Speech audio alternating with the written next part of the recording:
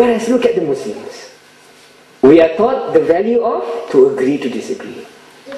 There is the athar of the companions, the Sahaba, and some hadith which are da'if, even although relating to the Prophet ﷺ, but more importantly, this is the sayings of the disciples and the companions of the Prophet ﷺ. Rahmatul ummah fi ikhtilafil a'immah. The mercy of my nation, this ummah, is in the differences of the imams. We learn positively to agree to disagree. MashaAllah. He has his hujjah, fine. We learn to agree to disagree. This is one reason why as a society in the Nusantara we have been successful. I mentioned earlier the quality of the last Governor General of the English, the Brits said about us, nature's finest gentleman. Part of that is because we are someone who learn to tasamuh. We are someone who learn to give in. Yeah? What's the bahasa Melayu now? Give in. Bertolak ansur is wonderful. The etymology of that. Bertolak ansur. Give and take. Give and take. Give and take. Yin and yang. Going back and forth. Ya Allah. Yes, compromise. You do this, you do that. To agree to disagree. This is the positive value. Look, this is why we're able to, and we must continue to live with that attitude. To be able to live in harmony with different religions, with different people, and so on and so forth. Very important. So, a basic fundamental value that we certainly have, and may Allah protect our people. May Allah protect our people through ilm and through knowledge and through amal of that ilm. That we do not, for our grandchildren, lose that value.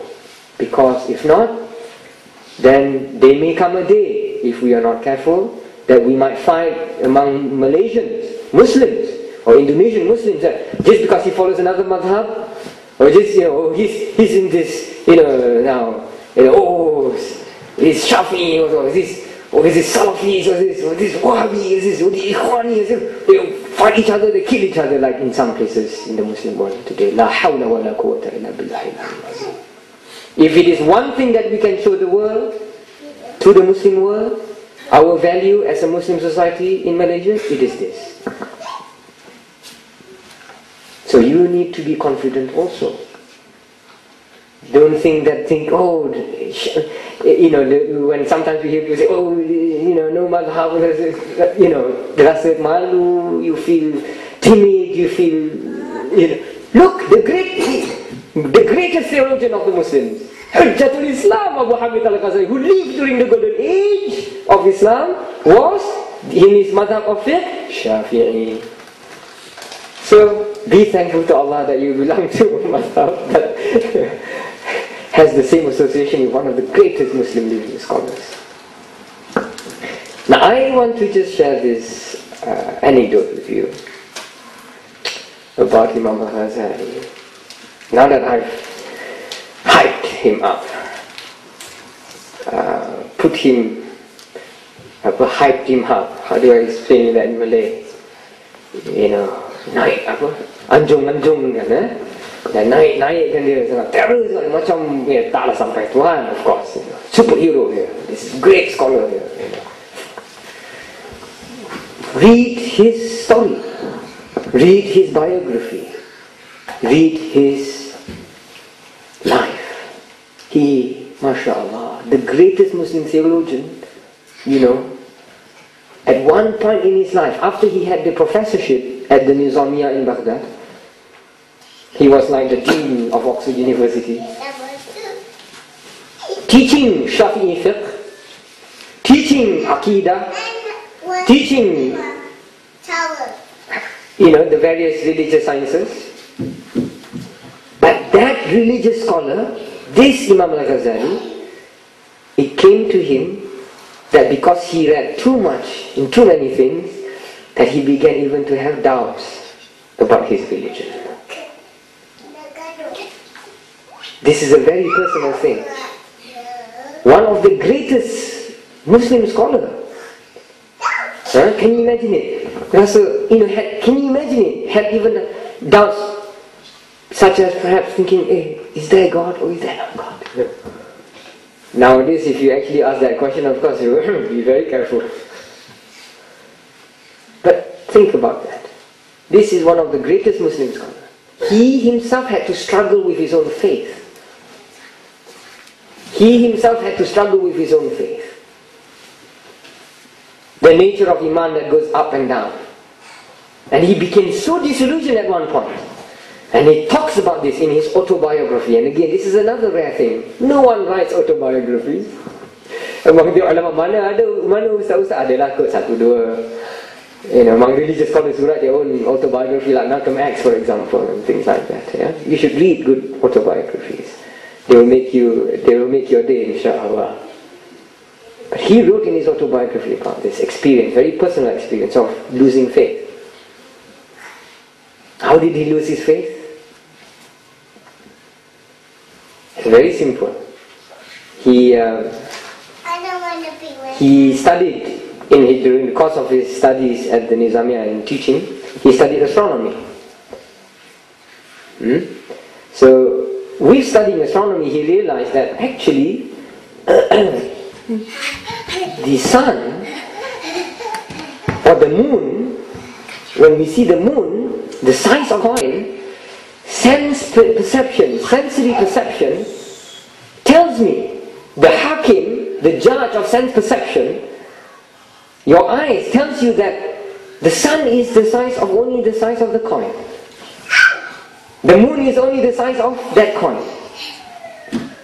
But you know that a higher judge, a higher hakim, the akal, ratio, the Latins call this. Perkiraan, literally, that's what it means. The calculating machine in your brain. You know from reason that what you see is not actually what is the truth. Even though the moon is this big,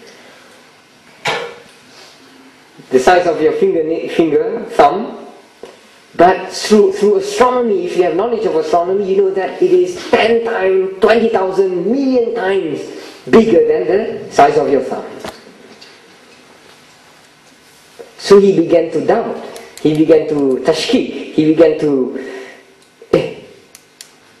I have, for all my years, relied on sensory perception to drink, to go around, to trust the world, to see the things. That is haq. This is haq. This is truth. This thing exists, But if now a higher judge, akal, not the pancha indra, not the sensory perception now, higher than the pancha indra, tells me that actually the sun is in fact much bigger than the size of a coin. 20 million times bigger than the size of that. Through astronomy we know that. Through rational knowledge we know that. So if I had trusted all this while with my sensory perception, what is stopping me from trusting the veracity, the kekuatan, and the truthfulness of akal? Maybe there is a higher judge than the akal. Maybe there is a higher judge than rational knowledge. You see? Subhanallah. And that's when that opened the floodgates. He then went into this, what we call a vicious circle. I can't trust my akal. Macam mana ni? And then he started to lose faith. Now this was the great Imam Al-Ghazali. This was the way Allah tested his faith. And every one of us will have our own test that Allah gives us with regards to our Iman, with regards to our faith, with Allah subhanahu wa ta'ala, with God the Most High. And this was how this Imam was tested, because he studied to the fullest extent all rational knowledge, to the point where he then realized that, alamak, even this rational knowledge pula, alamak, boleh bagi problem pula.